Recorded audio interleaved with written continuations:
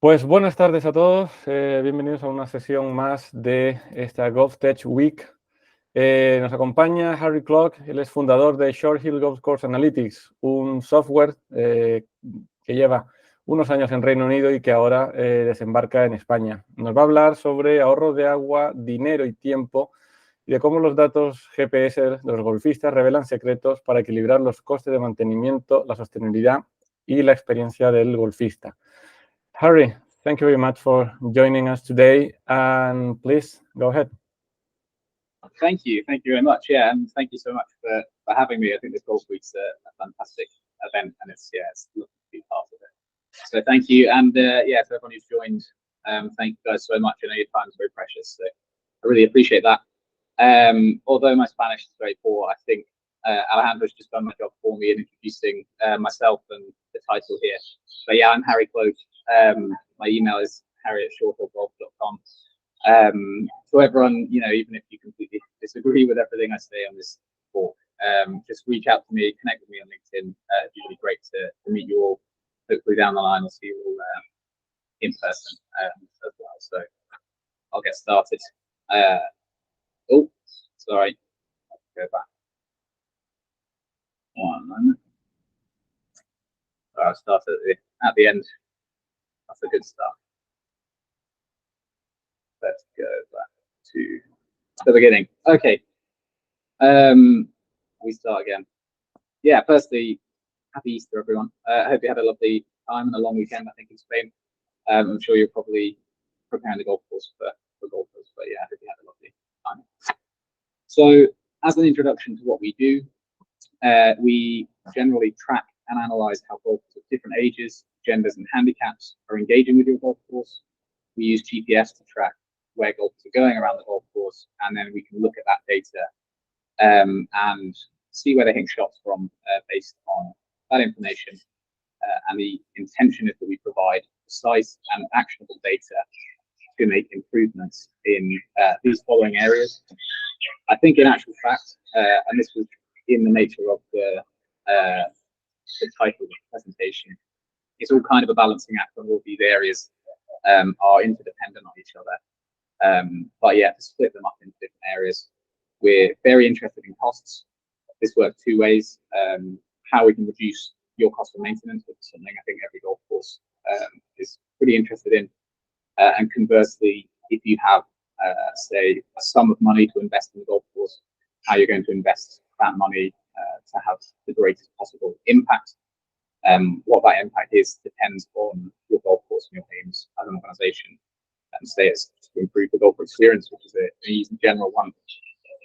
It would be how would you spend that money to have the greatest impact on the golf experience. Water usage, another huge one, particularly in the Spanish industry. Trying to reduce the use of water. Again, I think this data really highlights the areas which are high maintenance, high water usage, but actually low value for golfers. Those are areas where you can get some quick wins. Use the use of water. Pace of play is absolutely a huge one too. We can see the pace around the golf course, areas which are causing issues, and make changes to improve the pace of play. Kind of skip through these ones. Golfer experience, obviously quite general one, and a bit of an umbrella term for everything. We're tracking and measuring the golfer experience really. So we're looking at how we can improve that. Improvements to turf health, foot traffic solutions, car path design we touched on. I haven't got on here safety analysis too. We can also do to move to playability. Again, we're cutting the data by age, gender, and handicap. We're providing, particularly in the UK, I'm not sure what the situation is like in Spain. In the UK, there's a significant case where a lot of golf club committees are made up of particularly older male golfers who might have slightly higher handicap, mid-high handicaps. And as such, the best decisions for women golfers, for example, or juniors or beginners, quite often get missed in that decision-making process. Here, because we're able to split out by age, gender, and handicap, promoting the experience of all golfers, so we can make the best possible decisions for those groups that can sometimes get overlooked. And finally, a big area for us is renovation planning. We can either be part of the initial planning stages of a large-scale renovation, reviewing the functionality of the golf course and where it might be improved. But also, if you already have renovation plans, you can test those plans against how golfers are really engaged with the golf course. So how we do it, we use a smartphone application to track data, which is really, really simple. We provide the club with a QR code at check-in, so golfers can scan the QR code, or they can just go to the App Store and download the app. We ask a couple of really simple questions: your age, your gender, your handicap, and whether you're using a golf cart for the day. Then you can just completely forget about it. You put your phone in your pocket or your bag, whatever, go about your normal day, where they're going to be tracking where they go around the golf course and collecting all of the data that we need. For reference, we geofence the golf course, so we don't do any tracking outside of the golf course. There's no data incidents in that regard. It's then a collaborative approach. We work with your golf club, with yourselves, with greenkeepers, general managers. We work with golf course architects, agronomists, and golf club committees. Really, it's our job to understand the direction at which we want to take the golf course, and then we provide the data and the insights that are going to help you do that. So we actually take a completely agnostic approach. It's not for us to tell you, how your golf course should be. What we're going to look at is your golf course. Say you want to reduce the use of water, we're going to tell you exactly how to do that and where to make cutbacks.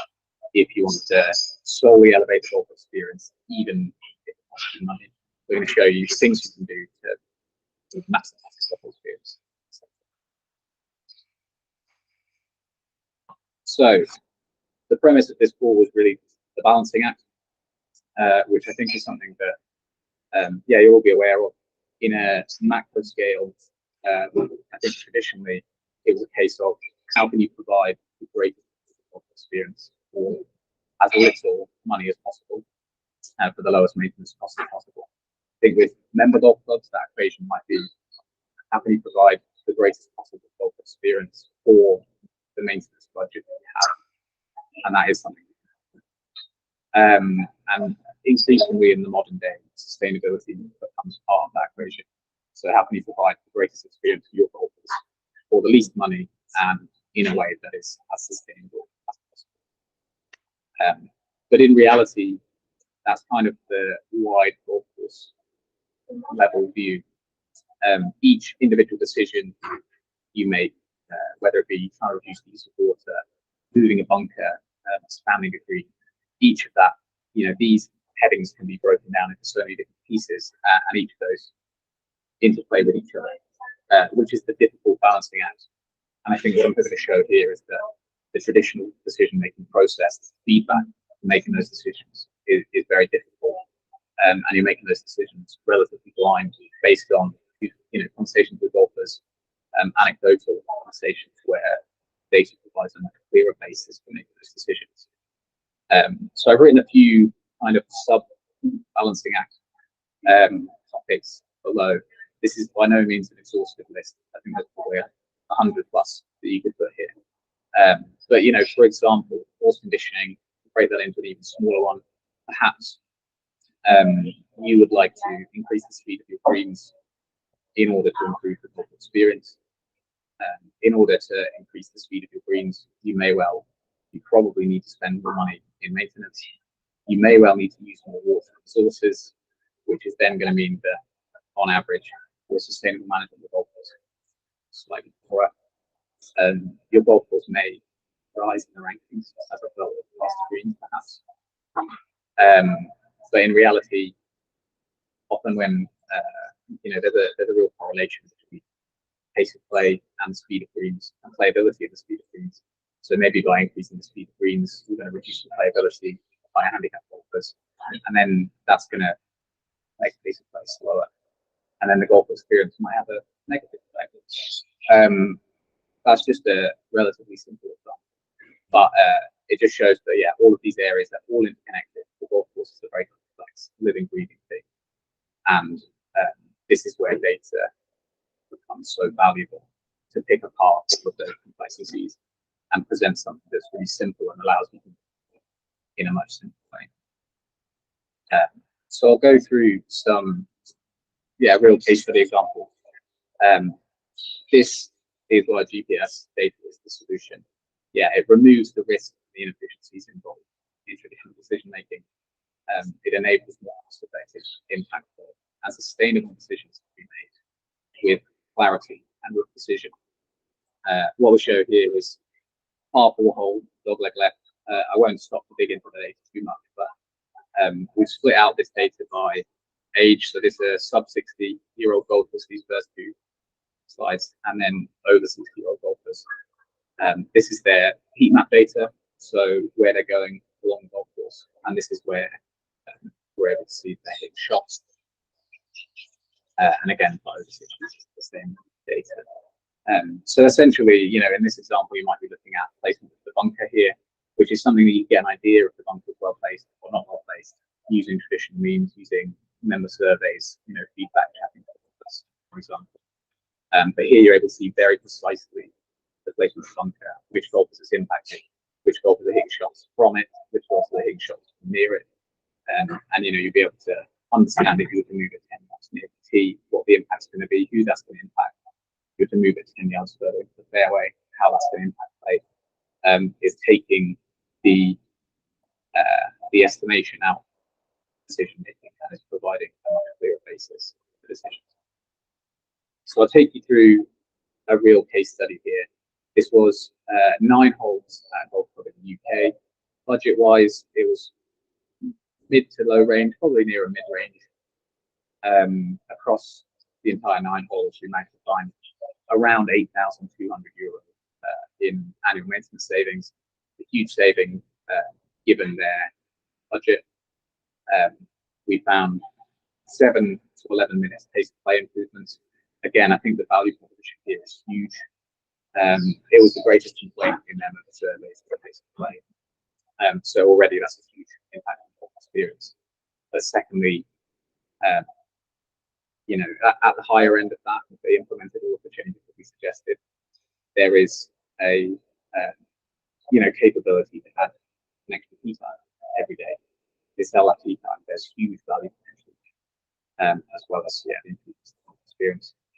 We also saw a 2 to 4% reduction in water usage. That number, I would expect in the Spanish industry, would typically be much higher. This is a golf course which waters very, very little. It has a low area of finely maintained turf, narrow fairways, small greens. So 2 to 4% is frankly quite low in what we do. Just to point that out. So we also looked at strategies to improve turf health, so traffic issues and solutions, improvements to course renovation plans. Unfortunately, the golf course had just undertaken a renovation before we did this data collection. The renovation had been done through traditional means, so it actually provides a really good case study for us because it shows where traditional means there are things missed. That course renovation was undertaken by, I won't name them, but a very successful golf course architect, and approved by the committee, head pro, the director of golf, head greenkeeper. Again, I really just mean to point that out because this was a well thought out renovation. We found quite a few issues with data, and if we had collected data beforehand, there was definitely a lot of money to save, and a lot of improvements that could have been made to elevate that renovation. And the same amount of money. But part of that was opportunities to improve playability, some changes to the car path, and wider enhancements to the golfer experience. So I'll give you case study 1. This is a relatively short parcel. It's very uphill. Play over 2 lakes. Playability is certainly an issue here. It rated very poorly amongst high handicap golfers in surveying.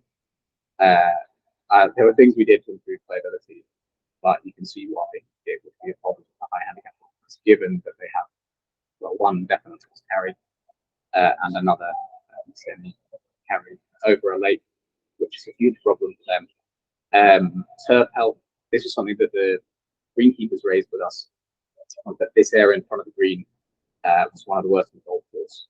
There was, just a lot of issues with disease, with drainage, with general turf health. Spent a lot of their time and resources actually to improve the health of that turf in front of the green. And then again, general pace of play improvements and costs too.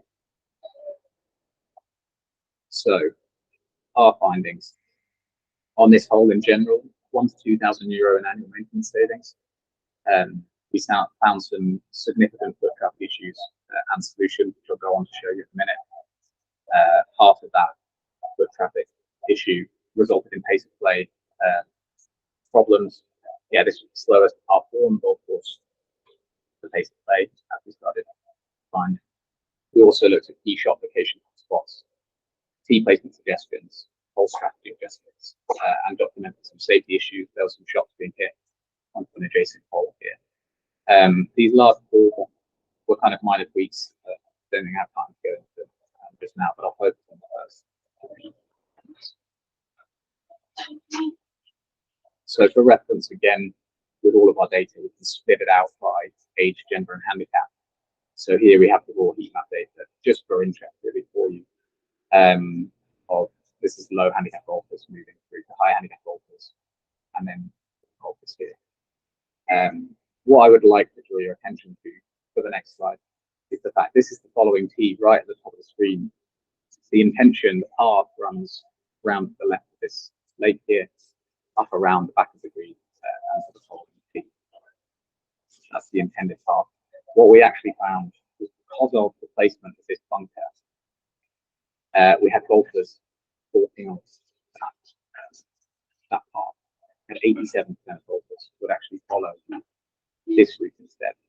So you're around, because of this bunker, they're filtered into a very, very small area just in front of the green here, where they put their bags down, onto the green, up, and then back off the green, back into this area, and then back over the green again for the following tee. Sometimes they would use them just to get around. So what we found here is that there's actually clear evidence that the foot traffic issues seen here, well, firstly, that they're a result of the bunker and the bunker sediment area. But secondly, that the foot traffic issues have this huge impact on the maintenance of the area and health. So no wonder this turf was really problematic. It saw an incredible amount of footfall, 87% of golfers within a very small area, and actually they double back on themselves, causing issues for maintenance, but also pace of play. Because of this doubling back, see an extra 30 seconds or so where golfers would have to go back on the green, let their bag, and move back over the green to go to the following tee. So already a couple of those issues seem quite easy to solve. But I think here comes the balancing out. This bunker here, again, just been approved for renovation, just been rebuilt at the cost of €1,000. It'd been approved because it was strategically valuable, and deemed strategic. What we're able to do is actually ring fence this bunker, and we can see which golfers have gone in there by their age, their gender, their handicap. Maybe as a part 3, we can see which keys they played off. It's less relevant. What we actually found was that very, very few golfers were entering this bunker. 1.5% of golfers, predominantly older golfers, high handicap golfers. The assumption that this bunker is valuable from a strategic perspective is incorrect. If it happened that this bunker was really valuable from a strategic perspective, that's where you have this balancing act of is it worth keeping for the impact of this play and the impact of maintenance. But as it happened here, there was really no case for this to be a strategically valuable bunker. Finally, I think the final thing that you could say about a bunker would be that maybe it's there in an artistic sense. It's visually beautiful. Anything like that might be used to justify its placement. It's actually blind in the fairway. so you can't see it. So there's no visual value, no strategic value. It costs the club money in terms of year-on-year maintenance of the bunker. If we'd been there before the renovation, we're talking about a couple of €1,000 in rebuilding it. Plus, it cost the club money indirectly by funneling what was into that area of the team. So that was really our finding. I think here there's a clear mandate to remove this bunker. And as I say, it's a shame we weren't there at the start of the renovation planning phase. So hidden benefit number one, you can't argue with facts. I think that's pretty obvious. But in reality here, I think there's two things that could happen in that renovation. One was that everyone on the renovation committee, including the architect, the head greenkeeper, everyone, believed that this was a strategically valuable bunker and that they should spend money building it. In which case, this data would showing up, and hopefully would have prevented us spending money where it should have been spent. But alternatively, and I think this probably is the case, probably the architect in their expertise believed that this wasn't actually a good use of money to be done. In which case, they would have had discussions with the committee and been overruled by the committee. This is their voice against the committee's. Here, they could have gone to the committee with a clear piece of evidence which shows this bunker is in fact not deeply valuable, and it is causing issues in maintenance. It's causing issues with costing money, and it was not being built. And there they could have got what was initially their opinion part analysis. And I think the same goes. I'm not sure the structure of golf clubs, if they're members clubs or resorts, municipal courses, but in any case, wherever your golfers are, if they're interested in the changes that happen, being able to show them these are the reasons why we make these changes is incredibly valuable. So as a second case study, I have 3 case studies. This one's pretty quick. Just an example of safety analysis we did for the club too. From the first hole, the 10th fairway runs Jason.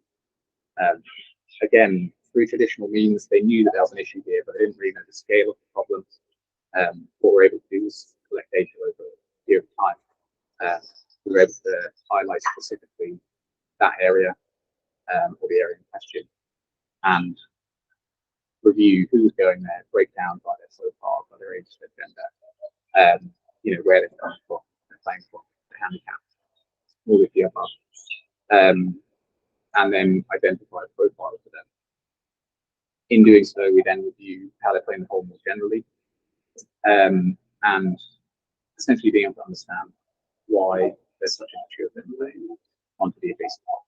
We actually found, again, as a whole, we found that 1 in 7 golfers were in the fairway, which was a far larger problem than the club realised, and one that they were eager to address very quickly. So in doing this process, we're then looking at, instead of creating huge changes which are going to impact everyone, are there changes that we can make specifically to that target group, so that we can fix the problem without complete change the whole result. In this instance, there's a lot of issues with the tree placement on the left-hand side, overhanging branches, which is something we then look at trimming and then collect more data to see the impact that's had. Also, this pond here, I think, is quite daunting for mostly high handicap players. Playing over the right side. If we then fill that in, what impacts that can have? We can continually refine and improve on that point by point basis, so that instead of making huge changes without it. So our hidden benefit number 2. What was that to? It was something we were really worried about in the early days of our company. Was initially we were using GPS devices which we found out golfers.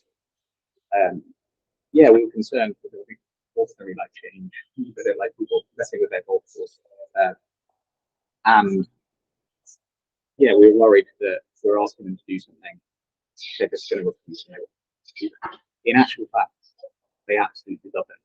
And I think the reason why is that golfers don't like someone else coming in and implementing change. I used to work in golf quite a lot of hate for golfers because you're coming in and you're changing their golf course.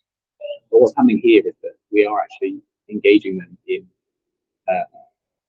the process of developing golf course and improving golf course. This is their golf course. We want to understand how they play it and how they're engaging it. We want to understand their experience so that we can make decisions that's going to make that better. So it was something that, again, we were initially concerned about. Yeah, we were initially concerned about, but there's huge value to try and get golf right. And I think that really helps further down the line when you're creating proposals, bring it out to if an amendment proposing those changes to members. They've all been part of that process. So that's a huge benefit. So our third and final case study, this was quite a long R5 hole. The key issues that we saw were golf satisfaction. It ranked last in all in golf surveys. Certainly, pace of play was an issue. This was the slowest hole of the golf course out the hole by quite some margin as well, actually. We also wanted to review the whole strategy, reduce maintenance costs where possible, and reduce the total failure. Again, here is the raw data that we have, which is by age. So all the golfers. What we found on the pace of play front was actually quite incredible. We found that there are a series of backlogs where golfers would be on the green, golfers would be waiting in the layup area. Then that would force the golfers in the landing area to be waiting, and as such, from the landing area to clear. What was causing this was that we isolated areas. We saw that there was a huge number of golfers playing in this area in the rough around this layer. So we isolated that area. We found that 44% of golfers were hitting in a very single area, a very deep rough, and quite a keen bunker.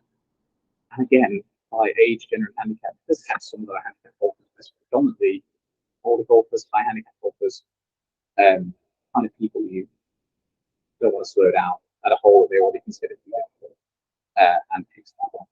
So what would happen is they'd lay up into this area, they'd be waiting for the green. We found by tracking their GPS data that actually from this area, less than 10% of hit. Their next shot would predominantly be in this bunker here, or spread all across the surrounds of the green, even short platform cases. So the green's clear in the layout, in this rough, in this bunker, and then be unable to green, and then take a considerable amount of time to actually finish the hole. And that's holding back a backlog back in the driving area, which is really the cause for this huge issue. So when it comes to solutions, this is complex. Again, it's not really our job to tell you what to do, but we can certainly identify these other problems and we discuss them and we'll get a solution. Certainly, we wanted to look at reviewing the first area bunker. Frankly, I haven't gone into it here, but it's not very well placed. But it's not poorly placed, and it's not bringing issues with pace of play. So perhaps lower priority than the others. Definitely, the second fairway bunker is one of the primary calls.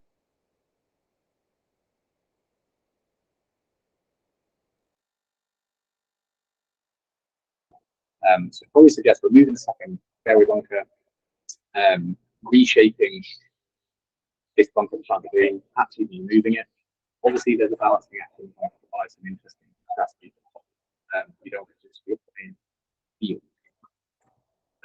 So we kind of suggested maybe moving this bunker, shrinking this bunker and moving it back a little bit.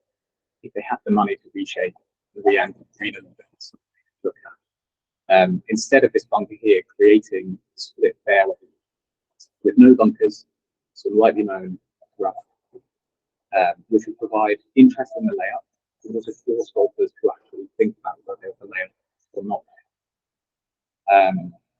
And ensuring from this area that it's